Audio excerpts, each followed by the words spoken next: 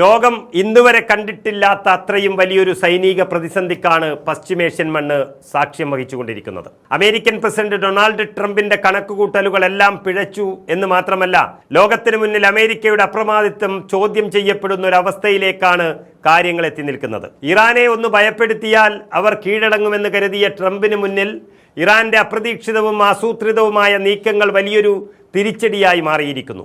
ഇറാനിലെ ഊർജ്ജ നിലയങ്ങൾ തകർക്കുമെന്നും 48 മണിക്കൂറിനുള്ളിൽ ഹോർമൂസ് കടലിടുക്ക് തുറന്നില്ല എങ്കിൽ വലിയ പ്രത്യാഘാതം നേരിടേണ്ടി വരുമെന്നും ഭീഷണി മുഴക്കിയ ട്രംപിന് ഒടുവിൽ 5 ദിവസത്തെ താൽക്കാലിക വെടിനിർത്തൽ പ്രഖ്യാപിക്കേണ്ടി വന്നു എന്നത് അമേരിക്കയുടെ വലിയൊരു നയതന്ത്ര പരാജയമായിട്ടാണ് രാഷ്ട്രീയ നിരീക്ഷകർ വിലയിരുത്തുന്നത്. ഇസ്രായേൽ പ്രധാനമന്ത്രി ബെഞ്ചമിൻ നെതന്യാഹുവിന്റെ ഉപദേശങ്ങൾ കേട്ട് ഇറാനെതിരെ യുദ്ധത്തിന് മുതിർന്ന ട്രംപ് യഥാർത്ഥത്തിൽ ഒരു വലിയ കെണിയിൽ ചെന്നുപെടുകയായിരുന്നു. ഇറാൻ വെറുമൊരു രാജ്യമല്ലെന്നും അവരുടെ ഭൂമിശാസ്ത്രപരമായ പ്രത്യേകതകൾ സൈനികമായി വലിയ വെല്ലുവിളിയാണെന്നും അമേരിക്ക വൈകിയാണ് തിരിച്ചറിഞ്ഞത്. പ്രത്യേകിച്ച് ഹോർമൂസ് കടലിടുക്കിൽ ഇറാൻ ഒരുക്കിയിരിക്കുന്ന അദൃശ്യ പ്രതിരോധം അമേരിക്കൻ നാവികസേനയെ പോലും അമ്പരപ്പിച്ചിരിക്കുകയാണ്. കൂറ്റൻ വിമാനവാഹിനി കപ്പലുകളുമായി കടലിൽ ആധിപത്യം സ്ഥാപിക്കാനെത്തിയ അമേരിക്കയ്ക്ക് മുന്നിൽ കടലിന്റെ അടിത്തട്ടിൽ ഒളിഞ്ഞിരിക്കുന്ന ഇറാന്റെ ചെറിയ ഗാദിർ ക്ലാസ് മിഡ്ജറ്റ് സബ്മറീനുകൾ വലിയ ഭീഷണിയായി മാറിയിട്ടുണ്ട്. അത്യാധുനിക സോണാർ സംവിധാനങ്ങൾക്ക് പോലും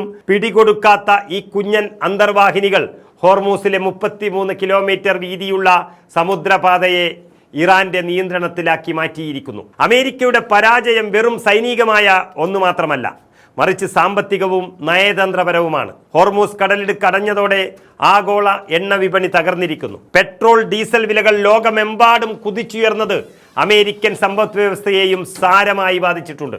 ഈ പ്രതിസന്ധിയിൽ നിന്ന് തലയൂരാൻ വേണ്ടിയാണ് ട്രംപ് ഇപ്പോൾ സമാധാന ചർച്ചകളെക്കുറിച്ച് സംസാരിക്കുന്നത്. എന്നാൽ ഇത് വെറുമൊരു നാടകമാണെന്നും സൈനികമായ ഒരു മുന്നേറ്റത്തിന് സമയം കണ്ടെത്താനുള്ള തന്ത്രം മാത്രമാണെന്നും ഇറാൻ തുറന്നടിച്ചിരിക്കുന്നു. തങ്ങളുമായി നേരിട്ടോ അല്ലാതെയോ യാതൊരുവിധ ചർച്ചകളും നടക്കുന്നില്ല എന്ന് ഇറാൻ വിദേശകാര്യമന്ത്രി വ്യക്തമാക്കിയതോടെ ട്രംപിന്റെ വാദങ്ങൾ ലോകത്തിനു മുന്നിൽ പൊളിഞ്ഞു വീണിരിക്കുകയാണ്. ഫെബ്രുവരി 28-ന് ഇറാന്റെ പരമോന്നത നേതാവിനെ വധിച്ചതിലൂടെ ഇറാനെ തകർക്കാമെന്ന് കരുതിയവർക്ക് തെറ്റി.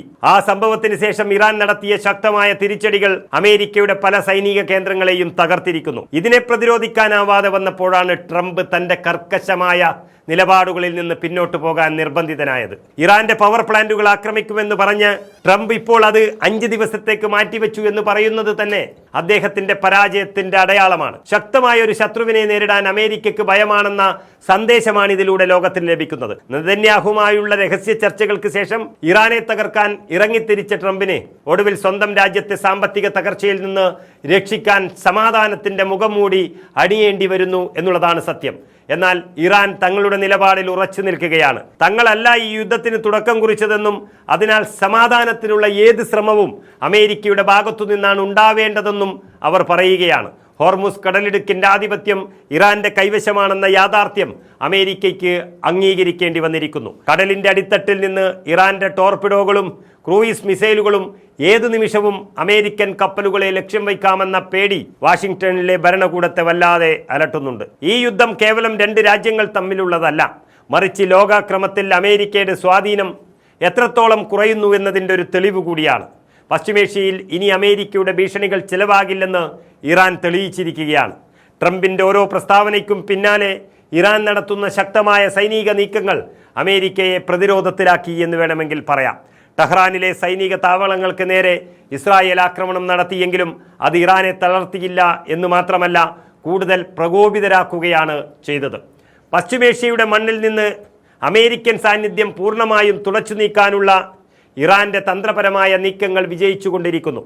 ട്രംപ് ഇപ്പോൾ നടത്തിക്കൊണ്ടിരിക്കുന്ന ചർച്ചാ നാടകങ്ങൾ ലോകം വിലയിരുത്തുന്നത് അദ്ദേഹത്തിന്റെ രാഷ്ട്രീയ പരാജയമായിട്ടാണ്. ശക്തനായ ഒരു ഭരണാധികാരി എന്ന പ്രതിച്ഛായ നിലനിർത്താൻ പാടുപെടുന്ന ഡൊണാൾഡ് ട്രംപിന് ഇറാന്റെ നിശ്ചയദാർഢ്യത്തിന് മുന്നിൽ മുട്ടുമടക്കേണ്ടി വന്നിരിക്കുന്നു. ഹോർമൂസിലെ അദൃശ്യ യുദ്ധം യഥാർത്ഥത്തിൽ അവസാനിക്കുന്നത് അമേരിക്കയുടെ ആഗോള മേധാവിത്വത്തിനേറ്റ വലിയൊരു പ്രഹരത്തോടെയാണ്. ലോകം കണ്ട ഏറ്റവും വലിയ സൈനിക ശക്തി എന്ന് അവകാശപ്പെടുന്ന അമേരിക്ക ഒരു രാജ്യത്തിന്റെ സൈനിക തന്ത്രങ്ങൾക്ക് മുന്നിൽ നിസ്സഹായരായി മാറുന്ന കാഴ്ചയാണ് നാം കാണുന്നത്. ഇതൊരു പുതിയ ലോകക്രമത്തിന്റെ തുടക്കം കൂടിയാണ്. അവിടെ ഭീഷണികൾ കൊണ്ട് മാത്രം ഒരു രാജ്യത്തെയും കീഴടക്കാൻ കഴിയില്ലെന്ന് ഇറാൻ തെളിയിച്ചിരിക്കുന്നു.